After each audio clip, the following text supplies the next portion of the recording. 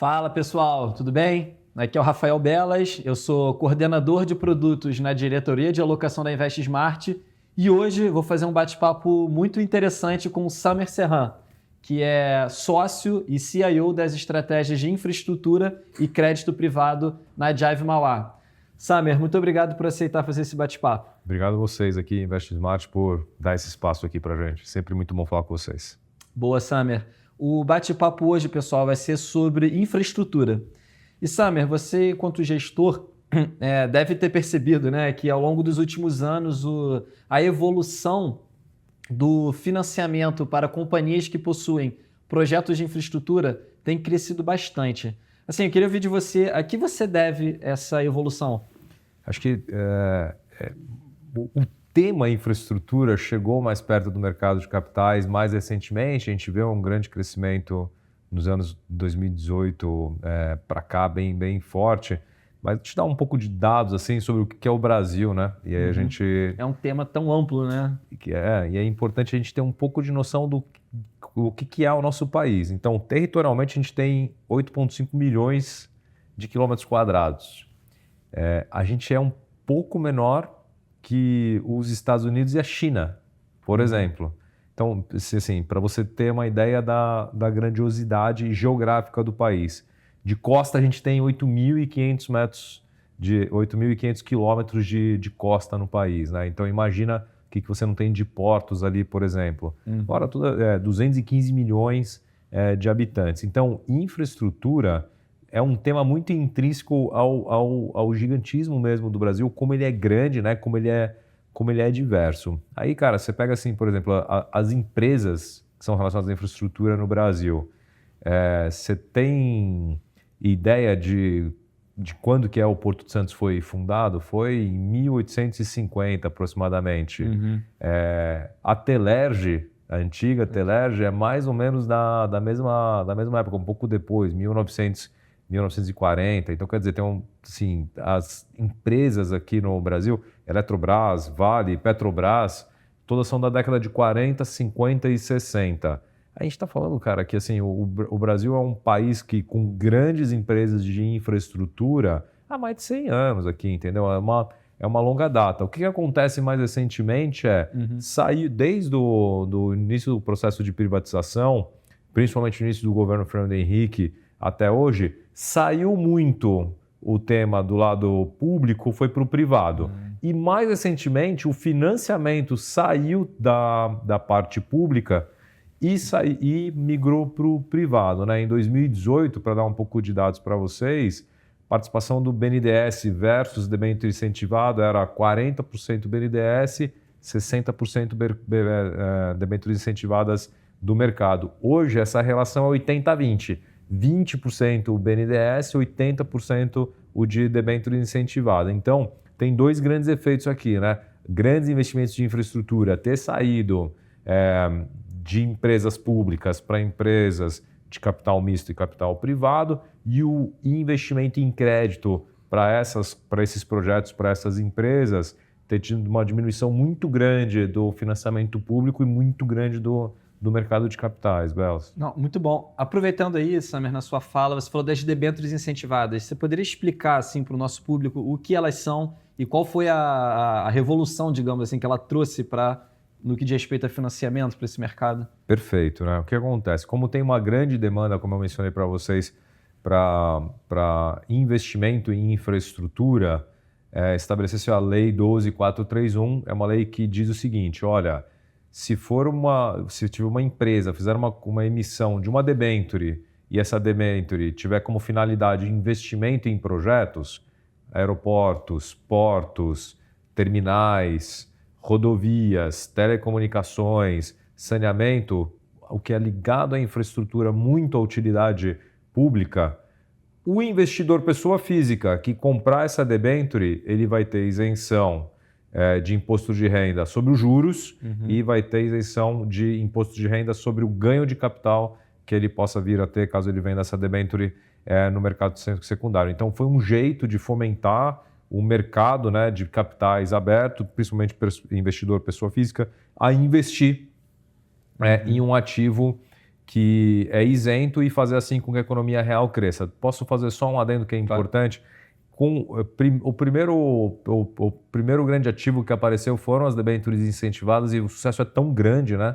É um mercado que tem um estoque superior aí a 300 bilhões de reais de emissão, que os fundos, nasceram fundos de infraestrutura isentos, com as mesmas isenções. Então, muitos fundos de infraestrutura aí do mercado, eles são isentos no rendimento, quer dizer, aquele dividendo mensal, trimestral, semestral, ele é isento de imposto de renda e ele também é isento de ganho de capital, que é algo muito único no Brasil, né? Outros produtos isentos, outros fundos isentos, eles não têm essa isenção também no ganho de capital como tem os fundos de infraestrutura. Então, quer dizer assim, é um setor da economia, é um setor muito forte na parte de tanto no investimento de mercado de capitais, né, como na parte de demanda e muito bom para o investidor em geral. Muito bom, ou seja, se você compra ali o fundo pagando R$10 por cota e o vende depois por 11, né, sobre esse R$1 de ganho, a isenção, né? Exatamente. Então, esse ganho de capital de R$1 da cota que você adquiriu por 10, vendeu por 11, é 100% isento. O que acontece, por exemplo, no fundo imobiliário, esse R$1 é taxado em 15% de imposto de renda. Perfeito. Então, esse R$1 não é líquido para você, o que é líquido para você é 85 centavos. Perfeito. Samuel, eu queria tocar num ponto com você que fez bastante, digamos assim, barulho no mercado de crédito privado, que foi a resolução do CMN que restringiu um pouco mais as emissões de ativos isentos como os CRIs e CRAs, que por natureza não são de infraestrutura, mas isso de certa forma influenciou ali o mercado das debêntures incentivadas, né? O que você enxergou de impacto positivo, negativo? Assim, pessoal, tudo que tem um grande benefício na vida, se ele não tem controle, ele vira um exagero, né? Então, se você dá o benefício de uma criança comer o sorvete, se você não fala quantas bolas de sorvete ele pode comer... Vai exagerar. vai até passar mal ali, né? Então, os produtos isentos para pessoas físicas no Brasil foi uma regra que teve um controle por muitos anos, muito na margem, então controlou-se muito pouco e aí acabaram tendo excessos. Né? Então, CRIs e CRAs, que os recursos deveriam ser destinados a empresas que fomentam o setor imobiliário, o setor do agronegócio, não necessariamente esse dinheiro estava indo para isso. Era uma brecha, ninguém fez nada errado, era uma brecha que tinha. E aí, quando você fecha esta brecha, o investidor fala, eu gosto tanto de produto isento, eu perdi a oportunidade de investir em CRI e CRA, tem outros produtos isentos e a debênture incentivada e os fundos de infraestrutura são produtos isentos. Então, aquele investidor que tem apetite por produtos isentos, pessoa física principalmente, passaram a olhar muito mais, investir muito mais nas debêntures incentivadas e nos fundos de infraestrutura e nos fundos imobiliários. Né? Então, assim, essa correção de rota aqui que o CMN fez é muito importante para o dinheiro de investidor, de vocês aqui, investidores, irem para fomentar, de fato, a economia do país no lugar correto. Boa. Não, muito bom. E aproveitando esse ponto, assim, Sam, até que pelas estratégias que a Jive vem desenvolvendo, a Jive Mauá vem desenvolvendo, vocês são conhecidos por terem originação própria, né? Que, de certa forma, pode os ter blindados desse fenômeno que você acabou de explicar. Explica pra gente assim, qual a importância, o que significa eu falar que a Jive origina as próprias operações para encarteirar nos fundos. O que isso traz de bacana? Deixa eu explicar o que é um processo de originação própria e o que não é na posição do gestor, né? O gestor de crédito, o gestor de fundo de investimentos em crédito. Então, existem, em crédito privado, Belas, na minha visão, tem dois grandes grupos de gestores. Você tem o gestor de papel, que é o quê? Né? Então, os bancos de investimento, a parte do mercado de capitais, as boutiques, procuram empresas ou empresas procuram esses bancos, essas boutiques e falam, olha, eu preciso fazer uma captação. Aí o banco monta ali o que seria uma captação para ser feito e as mesas de mercado de capitais acessam gestores para fazer o investimento naquele tipo de papel. Né? Então, eles procuram os gestores, procuram outros institucionais, pessoas físicas. Então, a gestora não faz a originação daquela dívida, daquele título. Quem faz é um terceiro, leva para ele montado e o gestor atua como investidor. Este aqui é uma modalidade de gestão de ativo que está muito mais ligado a grandes ofertas públicas, de grandes companhias que acompanham os índices de mercado.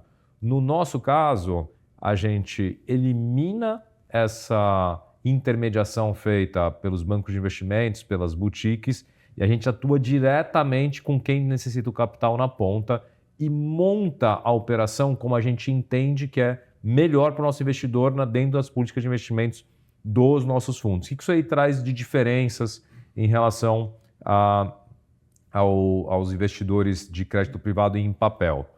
A gente faz as amarras contratuais, a gente põe as garantias que a gente entende que são os melhores na nossa maior avaliação, a gente conhece pessoalmente, você conhece pessoas, você sabe quem está tocando a companhia, né? Então a empresa é composta por ativo, passivo e pessoas, né? Então você precisa conhecer as pessoas. O processo de diligência é proprietário, então a gente tem toda uma configuração na qual você está com a mão no volante do crédito, você está próximo da companhia, próximo das pessoas e faz com que você tenha uma operação exclusiva a condições diferenciadas para você, investidor, né? Então você não está ali no mar comum que está todo mundo entrando, seja ele quente ou frio.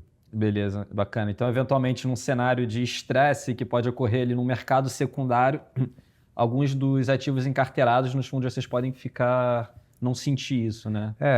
Exatamente, né? Então a gente não está sujeito ao humor de mercado. Então, assim, se um gestor precisa vender um papel... Um fundo aberto, por exemplo. Um fundo aberto D5 que começou a sofrer muito resgate.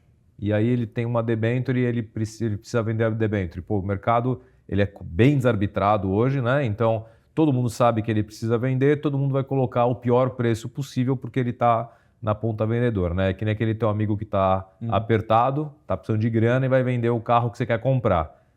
O preço vai lá embaixo, né? O preço vai lá embaixo.